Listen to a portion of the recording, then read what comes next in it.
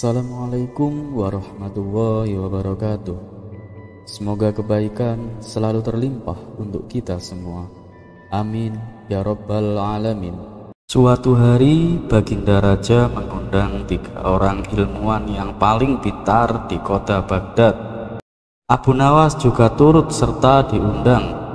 Kemudian Baginda Raja bertanya kepada ketiga ilmuwan tersebut, "Hei para ilmuwan, kalian sekarang sudah membuat penemuan apa saja?" Ilmuwan pertama mengatakan bahwa ia sedang melakukan penelitian membuat benda yang ajaib. "Apa nama bendanya itu?" tanya Baginda Raja. "Saya belum memberinya nama, Paduka, tapi yang jelas dengan penemuan saya ini nantinya orang-orang bisa berkomunikasi meskipun jaraknya berjauhan," kata ilmuwan pertama memberitahu. "Wah, hebat sekali. Kira-kira kapan benda itu bisa terwujud?" tanya Baginda Raja. "Saya akan usahakan secepatnya, Paduka," jawab ilmuwan pertama. "Baiklah, lalu bagaimana denganmu?" tanya Baginda Raja kepada ilmuwan kedua. "Saya sedang melakukan penelitian membuat benda yang tak kalah ajaibnya, Paduka," jawab ilmuwan kedua. "Apa nama benda yang kau teliti itu?" tanya Baginda Raja. "Maaf, Paduka, saya juga belum memberi nama. Tapi yang pasti dengan benda penemuan saya nantinya orang-orang bisa terbang seperti burung," kata ilmuwan kedua. "Luar biasa. Terus kapan benda itu bisa terwujud?" tanya Baginda Raja. "Kalau ini sih membutuhkan waktu yang cukup lama, Paduka. Mengingat penemuan yang sedang saya teliti bukan penemuan sembarangan," jar ilmuwan kedua. "Bagus kalau begitu. Kalau kamu butuh apa-apa, bilang saja padaku. Lalu bagaimana denganmu?" tanya Baginda Raja kepada ilmuwan ketiga. "Saya sedang melakukan penelitian membuat benda yang sangat bermanfaat, Paduka," jawab ilmuwan ketiga. "Oh iya, apa kegunaan benda itu?" tanya Baginda Raja. "Dengan benda yang saya teliti, nantinya pada malam hari akan terang seperti siang hari. Ruangan istana akan terang benderang. Jalanan kota Baghdad juga akan terang, meskipun langit di atas masih gelap," kata ilmuwan ketiga memberitahu. Wah, sungguh menakjubkan. Apa kau sudah beri nama benda itu? Dan kira-kira kapan jadinya?" tanya Baginda Raja.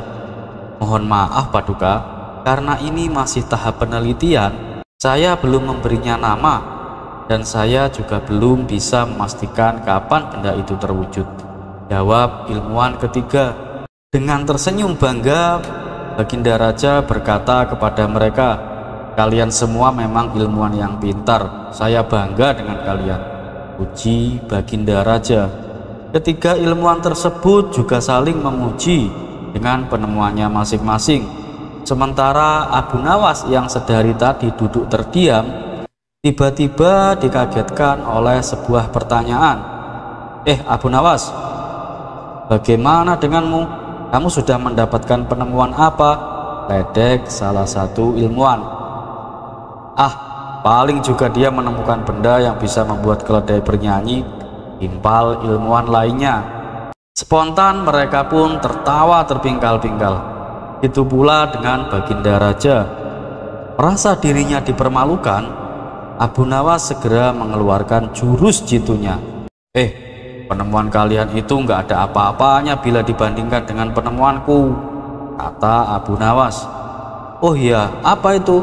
ledek mereka sambil tertawa. "Aku bisa menciptakan sebuah benda yang ajaib, di mana dengan benda tersebut orang-orang bisa berjalan menembus dinding. Bahkan bukan hanya menembus dinding, tapi juga bisa menembus besi dan kaca," tutur Abu Nawas. Seketika tiga ilmuwan tersebut terkejut mendengarnya. "Mana mungkin, itu sangat mustahil. dan kami juga tidak pernah melihat kamu melakukan sebuah penelitian, kata mereka. Dengar ya, penemuan saya ini gak perlu penelitian, bahkan saya bisa membuatnya sekarang. Tidak seperti kalian, disuruh membuktikan tapi tidak bisa. Alasan masih penelitian lah, penemuan langka lah. Apa itu? Jar Abu Nawas.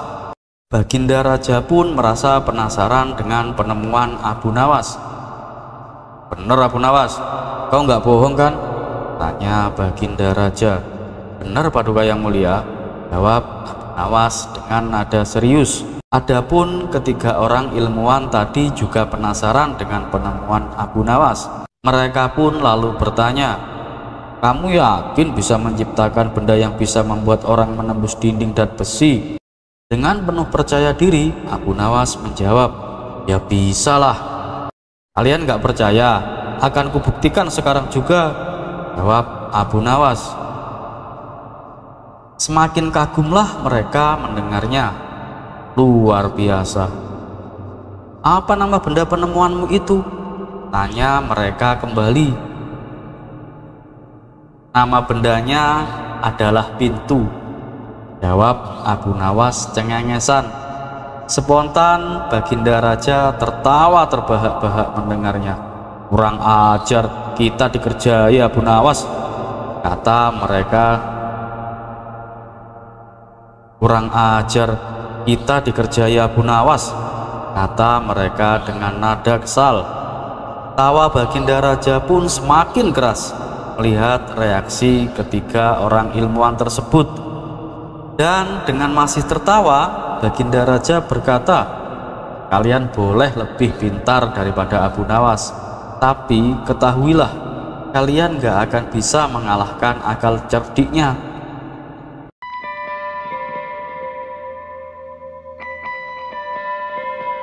Di dalam hidup kita, perjalanan gak akan selalu lurus dan mulus. Terkadang banyak sesuatu di luar rencana yang terjadi. Entah sesuatu itu yang menyenangkan kita, atau sesuatu itu yang membuat kita benci. Kita semua tahu bahwa kita tidak bisa mengontrol sesuatu yang akan terjadi. Tapi yang perlu diingat adalah bahwa kita mengontrol respon kita terhadap sesuatu itu. Jadikan sesuatu yang tidak kita sukai menjadi senjata untuk kita. Tentang membalikkan keadaan, kita semua sudah tahu jagonya siapa lagi kalau bukan Abu Nawas.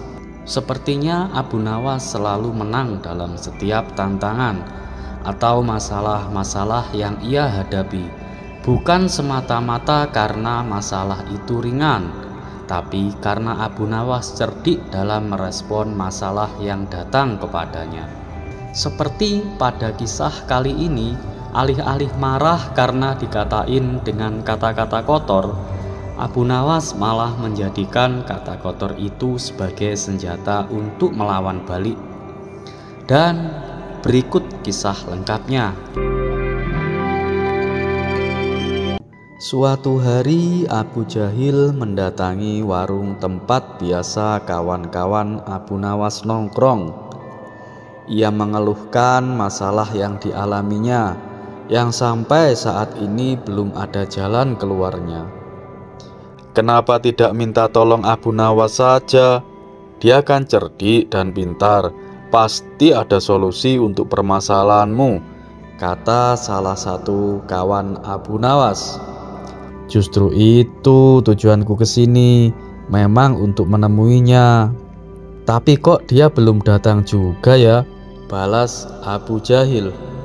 Tunggu saja sebentar, nanti dia juga pasti kesini, timpal kawan lainnya. Dan benar saja tak lama kemudian datanglah Abu Nawas. Nah, itu dia, orangnya sudah datang, seru mereka kepada Abu Jahil. Wah, ada apa ini? Sepertinya ada yang menunggu kedatanganku ya? Tanya Abu Nawas. Iya nih Abu Nawas. Tuh Abu Jahil katanya lagi ada masalah.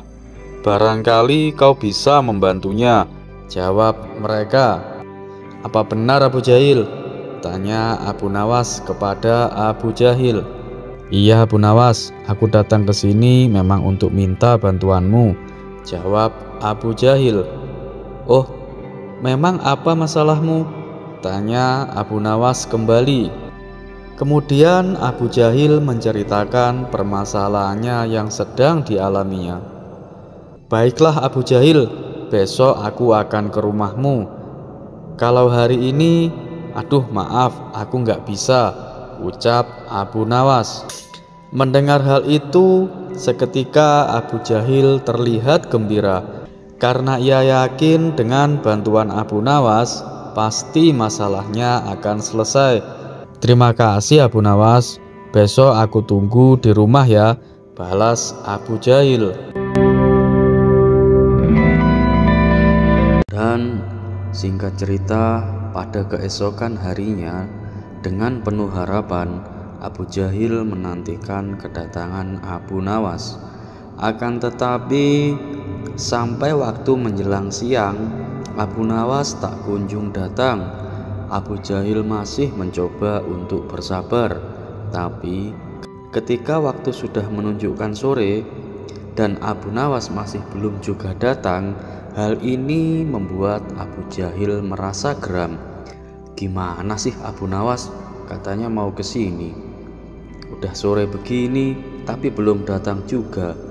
Akhirnya ia pun memutuskan untuk langsung mendatangi rumah Abu Nawas. Tetapi sesampainya di sana, rumahnya terkunci. Rupanya Abu Nawas sedang pergi keluar. Hati Abu Jahil pun semakin dongkol karena ia merasa telah dibohongi oleh Abu Nawas. Dengan penuh kedongkolan, ia menulis pada secarik kertas dan menempelkannya di pintu rumah Abu Nawas. Tulisannya berbunyi "Orang bodoh". Ia pun lalu meninggalkan rumah Abu Nawas dan pergi mendatangi warung tempat biasa kawan-kawan Abu Nawas nongkrong. Kawan-kawan Abu Nawas ini yang sedang berkumpul bertanya kepada Abu Jahil. Gimana Abu Jahil? Apa sudah beres masalahmu? Abu Jahil pun menjawab, apanya yang beres? Abu Nawas ingkar janji. Dia sama sekali tidak datang ke rumahku. Aku kira dia sedang bersama kalian, ujar Abu Jahil. Enggak Abu Jahil, justru dari pagi dia tidak datang ke sini. Kirain dia ke rumahmu, jawab mereka. Ah, emang dasar kurang ajar, bikin emosi saja. Aku tempelin tulisan di rumahnya itu, kata Abu Jahil. Tulisan apa Abu Jahil? Tanya mereka. Abu Jahil kemudian menjawab, aku tulis orang bodoh, aku tempelin di pintu rumahnya. Waduh, jangan begitu Abu Jahil. Nanti kalau Abu Nawas marah gimana? Bisa saja kan karena dia lupa, kata kawan-kawan Abu Nawas. Biar mikir dia, orang ditungguin malah pergi entah kemana, jawab Abu Jahil dengan emosi. Tidak berapa lama kemudian, Abu Nawas pun datang dengan terpogoh-pogoh. Aduh, maaf Abu Jahil, aku benar-benar lupa dengan janji kita. Tadi pagi aku itu diundang Baginda Raja, jadinya aku buru-buru ke istana. Sampai aku lupa datang ke rumahmu, kata Abu Nawas. Begitu ya. Lalu bagaimana kok sekarang kamu bisa ingat dengan janjimu? Tanya Abu Jahil dengan kecewa. Ya, tadi waktu aku pulang ke rumah, aku lihat namamu tertulis di pintu rumahku, jawab Abu Nawas. Kawan-kawan Abu Nawas yang ada di situ pun tertawa terpingkal-pingkal. Sementara Abu Jahil langsung pergi dari situ dengan menahan rasa malu.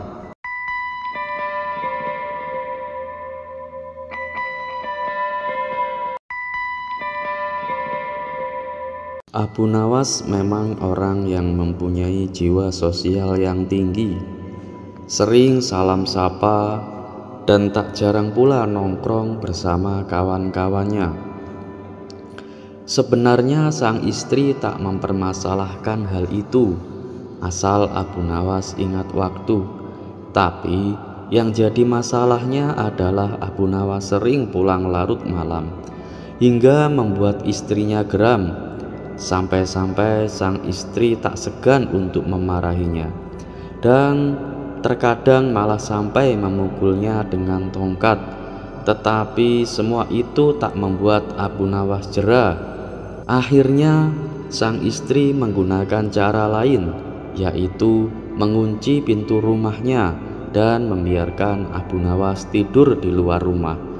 Meskipun begitu, di balik marah-marah dan suka ngomelnya itu, sang istri merupakan sosok yang sangat penyayang. Hingga pada suatu hari Abu Nawas dipanggil ke istana menghadap Baginda Raja. Dan setibanya di sana, Baginda Raja menyambutnya dan mempersilahkan duduk. Kemudian Abu Nawas bertanya, "Paduka yang mulia, ada gerangan apa Paduka memanggil hamba?" Baginda Raja kemudian menjawab, "Gini Abu Nawas, kemarin aku ke negeri sahabatku. Aku diberi teka-teki yang sulit. Bahkan sampai sekarang aku masih tidak tahu apa jawaban dari teka-teki itu," kata Baginda Raja. "Oh, cuman karena itu," balas Abu Nawas. "Memangnya kamu bisa menjawabnya?" tanya Baginda Raja. "Teka-tekinya saja saya nggak tahu Baginda. Bagaimana saya bisa menjawab? Coba Paduka beritahu saya apa teka-tekinya," pinta Abu Nawas. "Kamu serius pasti tahu jawabannya?" tanya Baginda Raja.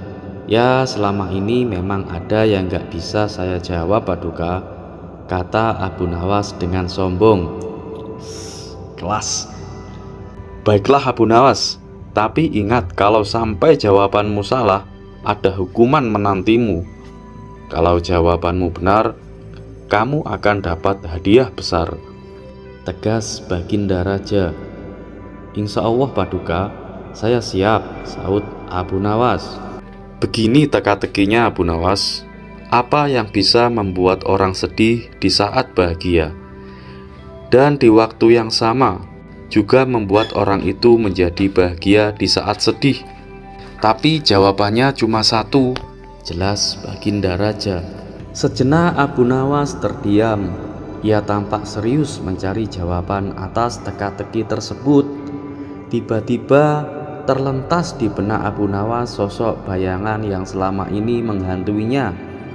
Ia pun langsung tersenyum dan berkata kepada Baginda Raja, "Aku sudah tahu jawabannya Paduka," kata Abu Nawas memberitahu. "Wah, yang benar Abu Nawas. Cepat sekali kau dapat jawabannya. Pikirkanlah dulu benar-benar. Ingat ketentuannya. Kalau sampai kamu salah, ada hukuman menantimu," kata Baginda Raja mewanti-wanti. "Tenang Paduka, ini jawaban sudah paling tepat.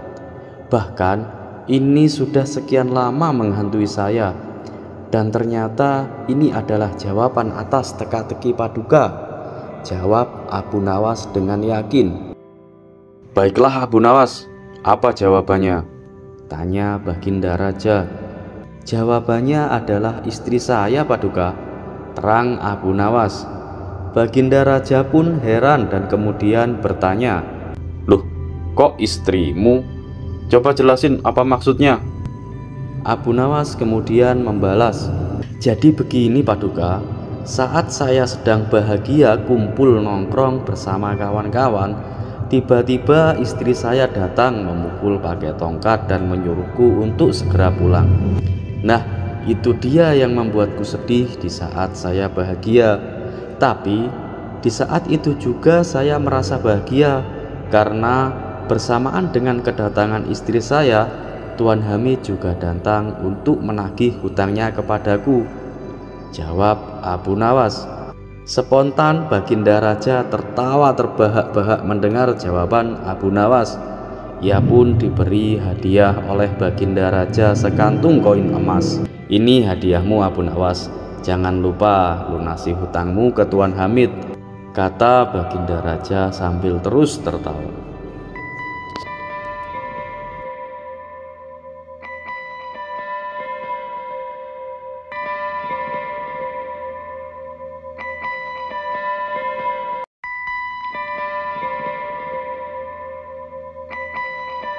Dikisahkan, ada seorang tukang cukur yang hidup serba dalam kekurangan.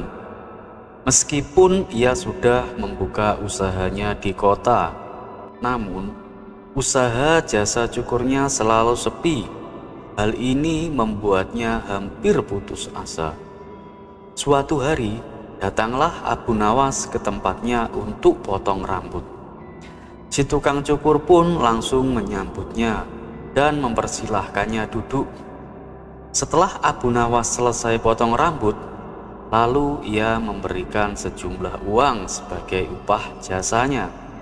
Saat memberikan uangnya, Abu Nawas menangkap kesedihan pada diri tukang cukur. "Kenapa denganmu, kawan? Apa yang membuatmu murung?" tanya Abu Nawas. Tiba-tiba si tukang cukur membalasnya dengan jawaban yang mengejutkan. "Apakah kau percaya kalau Allah itu ada?" kata si tukang cukur balik bertanya. "Ya dong, saya percaya." "Emangnya kenapa?" sahut Abu Nawas. "Tapi saya nggak percaya kalau Allah itu ada," timpal si tukang cukur. "Tentu saja ada, Allah itu ada, kawan," balas Abu Nawas. "Coba kalau Allah itu ada, lantas kenapa hidup saya menderita? Kenapa Allah membiarkan saya menderita?" Jar tukang cukur. "Ya, kalau itu sih merupakan ujian untukmu. Apakah kamu bisa bersabar atau tidak?" tutur Abu Nawas. "Loh, katanya Allah Maha Pengasih dan Penyayang. Masa ada sih Tuhan tega memberikan ujian yang membuat hambanya menderita?" protes si tukang cukur. "Oleh sebab itulah, sekarang saya sudah tak lagi menjalankan sholat, apalagi sampai duduk berzikir," kata si tukang cukur melanjutkan. Akhirnya keduanya pun berdebat yang tak ada ujungnya. Setiap kali Abu Nawas meyakinkannya, si tukang cukur selalu saja membantahnya.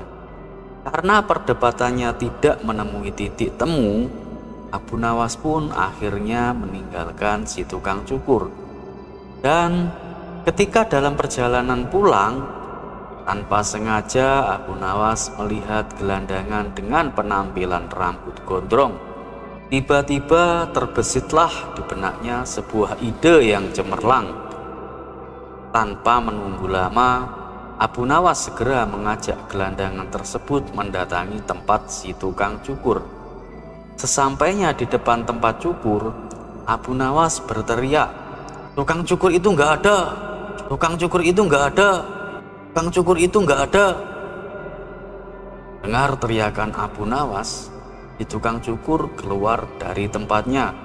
"Hei kawan, aku ada di sini. Kenapa kau berteriak seperti itu?"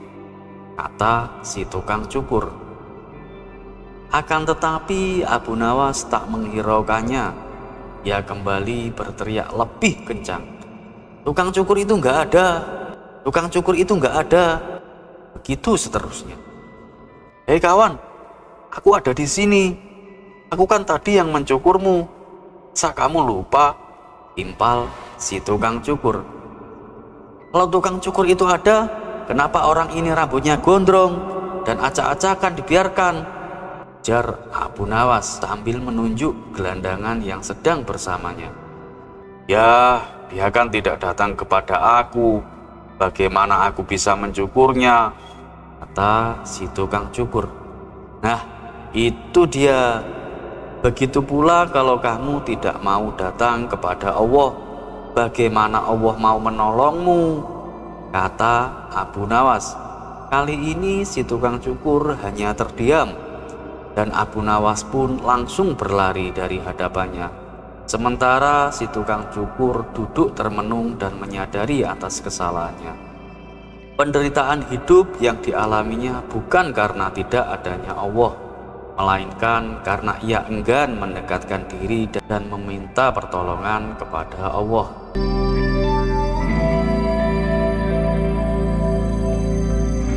Terlepas apakah cerita ini adalah cerita fiksi atau kenyataan, karena hikmah adalah barang hilang seorang muslim. Di mana ia menemukannya, maka ia berhak mengambilnya. Dan satu yang harus selalu kita tahu, bahwa Allah Subhanahu wa Ta'ala tidak pernah menjanjikan bahwa langit itu selalu biru, bunga selalu mekar, dan mentari selalu bersinar. Tapi ketahuilah bahwa Dia selalu memberi pelangi di setiap badai, senyum di setiap air mata, berkah di setiap cobaan, dan jawaban di setiap doa. Dan seperti biasa, terima kasih. Wassalamualaikum warahmatullahi wabarakatuh. Kisah selanjutnya.